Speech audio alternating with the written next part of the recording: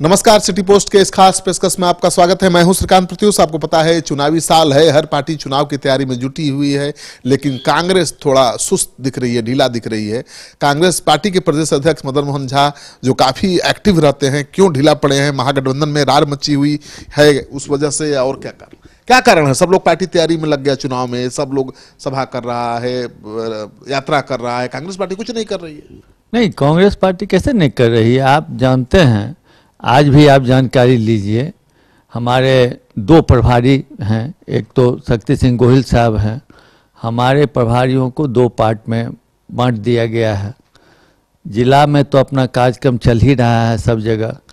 आज भी, कल भी मेरे प्रभारी वैशाली और मुजफ्फरपुर में थे, अजय कपूर जी। दूसरे प्रभारी राठौर जी 2 दिन से गया में हैं। हमारे प्रचार प्रसार नहीं, मेरा शहर ज़मीनी कार्रवाई जो है सारे जगह चल रहा है। हमारे जितने पूर्व विधायकों की बैठक हुई, सब ने कार्यक्रम तय किया। विधायकों की बैठक हुई, उसमें सारे डिटेल डिस्कशन हुआ।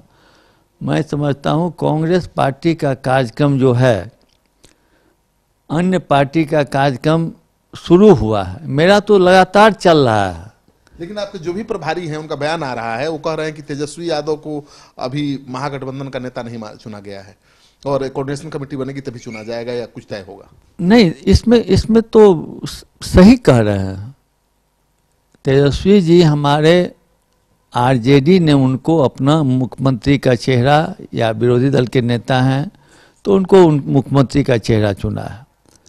महागठबंधन में जब तक बैठक नहीं होगी आपस में, वैसे भी मेरे यहाँ पर पार्टी कम है पहले से, लेकिन अगर महागठबंधन में ऐसी राय बनेगी तो हम आला कमान को उससे अवगत कराएंगे। आप जानते हैं जो मेरा डिसीजन, इस लेवल का डिसीजन जब तक आला कमान का अप्रूवल नहीं होगा, हम लोग इस पर कोई अपनी सहमति या असहमति नहीं दे सकते हैं। लेकिन आप अपनी राय तो दे सकते हैं कि कौन होना चाहिए महागठबंधन का नेता। राय हम अपने आला कमान को दे सकते हैं।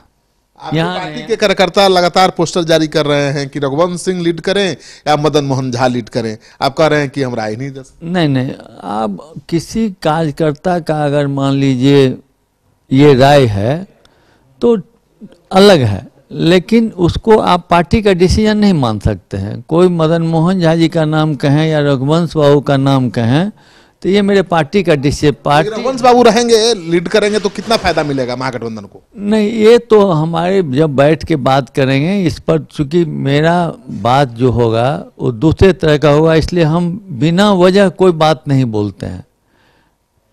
रघुवंश बाबू का तो दूसरा दल न है, तो उसमें तो हम अपनी राय भी नहीं दे सकते। हम जब अपने दल के बारे में भी अपनी राय नहीं दे सकते हैं इस इशू पर, तो इस पर तो मेरा कमेंट। आपने अपने पार्टी के पूर्व विधायकों नेताओं को बुलाया था, बैठक की थी और उनकी राय ली थी। सबकी राय यही थी, मैंने खुद सर्वे किया था आपके सामने ही। सबकी राय यही थी कि कांग्रेस को अपने बलबूते पर विधानसभा चुनाव में उतरना चाहिए या कम से कम 100 सीटें मांगनी चाहिए। देखिए, सीट मांगना वो तो हम हैं, मान लिए अध्यक्ष हैं, हमारे वो पूर्व विधायक हैं, सम्मानित हैं, विधायक हैं जो सम्मानित हैं। हर एक आदमी का इच्छा होता है ज़्यादा से ज़्यादा सीट हमको मिले। अगर उनकी राय थी तो कोई बुरी बात नहीं थी, लेकिन जब तक हम लोग बैठ के आपस में, मैं कोई ऐसा बात नहीं। क्या राय थी पार्टी के नेताओं की, कार्यकर्ताओं की, कितनी सीटें मांगनी चाहिए कांग्रेस? सीट पर नहीं, लेकिन लोगों की थी जो हम लोग को ज़्यादा से ज़्यादा सीट पर लड़ना चाहिए। और मेरी भी राय है, सीट की संख्या हम नहीं बता सकते हैं, लेकिन ये तो मेरी भी राय है जो ज़्यादा से ज़्यादा सीट पर राय भी है और इच्छा भी है। पहले से कम सीट पर तो नहीं लड़ेंगे, 40 पर लड़े? नहीं, सवाल ही नहीं है इस बात पर, तो आप सोचिए भी मत, इस बात पर तो सोचना भी नहीं है।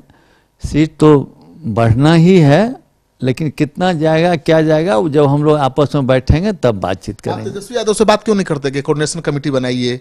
वो जगदानंद सिंह कह दिए थे कि लालू यादव ही कोऑर्डिनेट करेंगे रांची से, तो आप लोग दबाव क्यों नहीं बना रहे? नहीं, दबाव नहीं, बातचीत हो रही है, वो भी कोऑर्डिनेशन कमेटी बन जाएगा, सब चीज़ हो जाएगा, समय पर होता है। वक्त अभी टाइम है, अभी सभी लोग, आप ही ने कहा है, सब लोग अपने अपने काम में लगे हुए हैं, फिर जब काम से लौटेंगे तो बैठ के हम लोग कोऑर्डिनेशन कमेटी भी बना लेंगे और सीट पर भी बात कर लेंगे। ईमानदारी से आप एक बात तो स्वीकार करेंगे कि आरजेडी सबसे बड़ा दल है, सबसे ज्यादा जनाधार वाली पार्टी है और उस पर आप दबाव नहीं बना सकते, विपक्ष तमाम विपक्ष मिलकर भी नहीं बना सकता, तो आप लोग की कोशिश बेकार है दबाव बनाने की। राजद आप ही कह रहे हैं मजबूत पार्टी है, मैं कमजोर पर भी दबाव नहीं बनाऊंगा।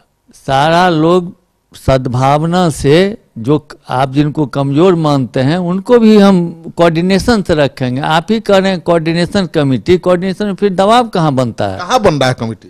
वो बन जाएगा, सब चीज बन जाएगा। कोऑर्डिनेशन का अभाव नहीं है, कोऑर्डिनेशन हो रहा है। कोई 2 मिल रहे हैं, कोई 4 मिल रहे हैं, जब 5 मिलेंगे बैठ के कर लेंगे। जगदानंद जी तो कह चुके हैं ना भाई कि लालू जी कोऑर्डिनेट करेंगे, कोऑर्डिनेशन कमेटी की जरूरत नहीं है। अरे वो कह रहे हैं तो आप तेजस्वी से भी पूछिए, आप जिनका नाम कहें वो उनसे पूछिए, वही कहते हैं कि नहीं तेजस्वी जी हमारे उम्मीदवार हैं, तो उनसे ना बात कर लेंगे, उनसे थोड़े करेंगे। इनसे बात करके जैसा होगा, हाँ ये बात सही है, ये तेजस्वी जी उनकी राय लेंगे, लेकिन हम लोग तो यहाँ जो लोग उपलब्ध हैं उनसे बातचीत करके सब कोऑर्डिनेशन। कांग्रेस पहले से कम सीट पर नहीं लड़ेगी तय? नहीं, ये तो कोई सवाल ही नहीं पैदा होता। आप भी जानते हैं, हम भी जानते हैं। तो मदन मोहन झा ने एक बात तो साफ कर दी है कि कांग्रेस पार्टी पिछले विधानसभा चुनाव में 40 सीटों पर लड़ी थी, 27 सीटों पर जीत हासिल हुई थी, उससे कम सीट पर तो समझौते का कोई सवाल ही नहीं उठता है। इनका यह भी दावा है कि कांग्रेस पार्टी मजबूत हुई है, समय के साथ उसका संगठन का विस्तार हुआ है और उसका दावा ज्यादा से ज्यादा सीटों पर बनता है।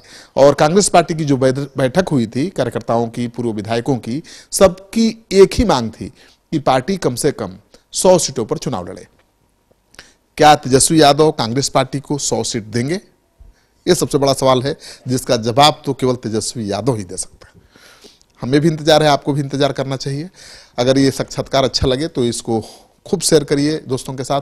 अगर आपने अब तक हमारा चैनल सब्सक्राइब नहीं किया है तो कर लीजिए। आपका सहयोग समर्थन सिटी पोस्ट के लिए बहुत अहमियत रखता है।